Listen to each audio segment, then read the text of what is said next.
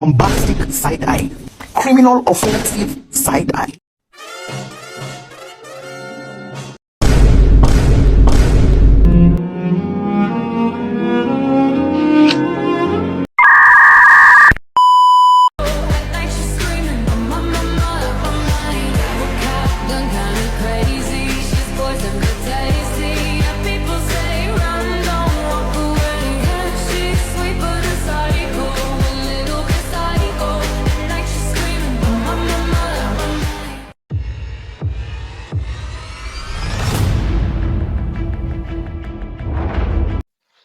Assalamualaikum warahmatullahi wabarakatuh.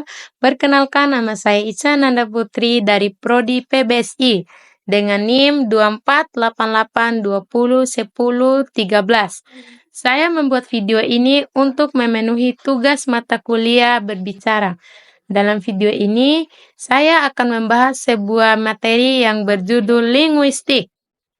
Istilah linguistik sering dinyatakan dengan berbagai istilah atau nama. Ada yang dinyatakannya dengan linguistik, pengantar linguistik, linguistik umum, atau pengetahuan linguistik umum. Namun, dengan istilah yang berbeda, itu substansi kajiannya sama, yakni bahasa. Linguistik adalah ilmu tentang bahasa yang mengkaji, menelaah atau mempelajari bahasa secara umum yang mencangkup bahasa daerah, bahasa Indonesia, atau bahasa asing. Oleh karena itu, linguistik disebut juga linguistik umum atau general linguistik. Bahasa sebagai objek kajian linguistik adalah sistem lambang bunyi yang arbitrer yang digunakan oleh para anggota kelompok sosial untuk bekerja sama, berkomunikasi, dan mengidentifikasi diri. Bahasa yang dimaksudkan ini memiliki ciri atau sifat sebagai berikut. Bahasa adalah sistem, bahasa itu berwujud lambang, bahasa itu bunyi, bahasa itu bermakna, bahasa itu arbitrer, bahasa itu konvensional, bahasa itu produktif, bahasa itu unik di samping universal, bahasa itu dinamis, dan bahasa itu manusiawi serta bervariasi.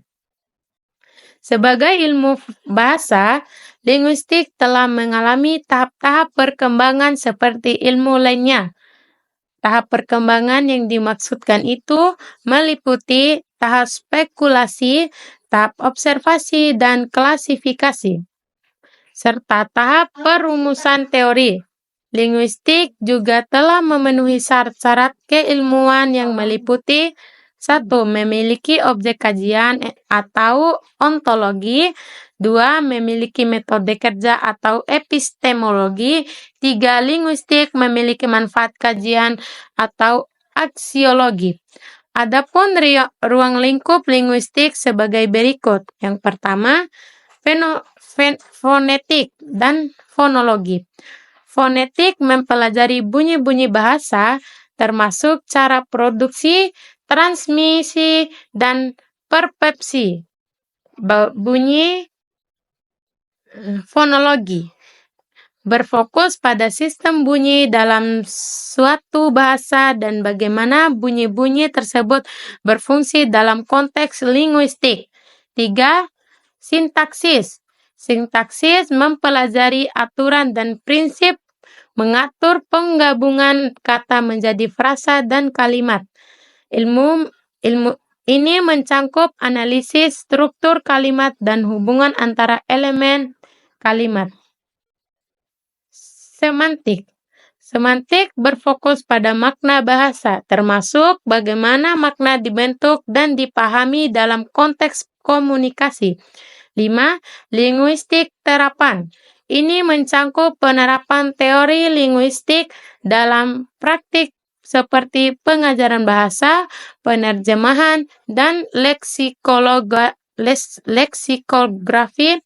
Linguistik terapan berusaha untuk memecahkan masalah praktis yang berkaitan dengan bahasa. Adapun ciri atau fungsi linguistik sebagai berikut. A. Bahasa adalah sistem. Sistem berarti susunan teratur berpola yang membentuk suatu keseluruhan yang bermakna dan berfungsi. Sistem ini dibentuk oleh sejumlah unsur atau komponen yang satu dengan yang lainnya, berhubungan secara fungsional. Begitu juga sistem bahasa. Bahasa terdiri dari unsur-unsur atau komponen-komponen yang secara teratur, tersusun menurut pola tertentu dan membentuk satu kesatuan. B. Bahasa itu berwujud lambang. Bahasa adalah lambang atau simbol. Lambang-lambang bahasa diwujudkan dalam bentuk bunyi yang berupa satuan-satuan bahasa, seperti kata atau gabungan kata. Jadi, kata sebagai satuan bahasa itu disebut lambang. Mengapa disebut lambang? Tidak disebut tanda, karena lambang bersifat arbitrer.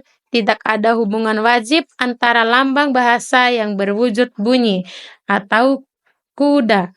Misalnya, dengan benda yang dirunjukkan yaitu seekor binatang berkaki 4 yang biasa dikendarai atau tidak ada hubungan sama sekali. C. Bahasa adalah bunyi. Bunyi yang termasuk lambang bahasa adalah bunyi-bunyi yang dihasilkan oleh alat ucap manusia.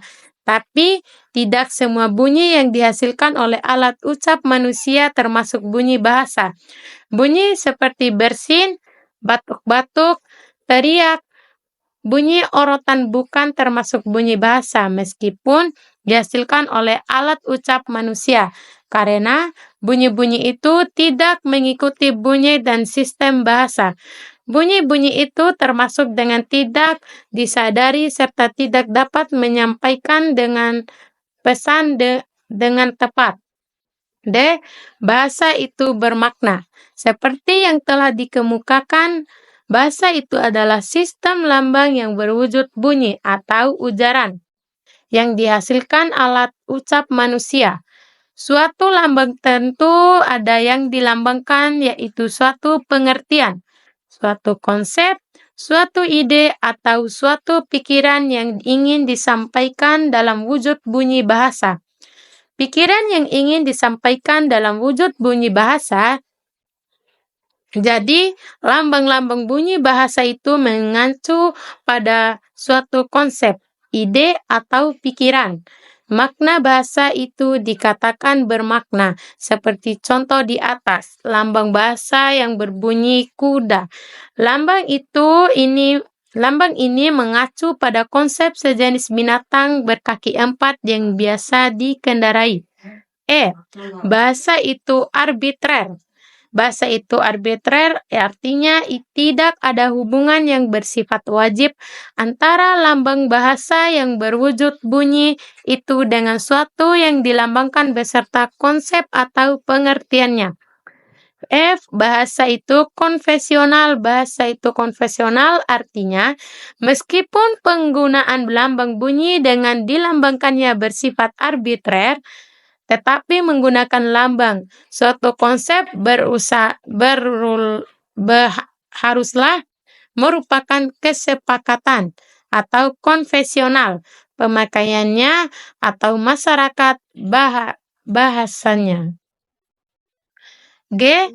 Bahasa itu produktif. Bahasa itu dikatakan produktif maksudnya walaupun jumlah unsur-unsur bahasa itu terbatas, tetapi dengan unsur-unsur yang jumlahnya terbatas itu dapat disusun satuan-satuan bahasa yang jumlahnya relatif, tidak terbatas. Sesuai dengan sistem yang berlaku dalam bahasa yang bersangkutan.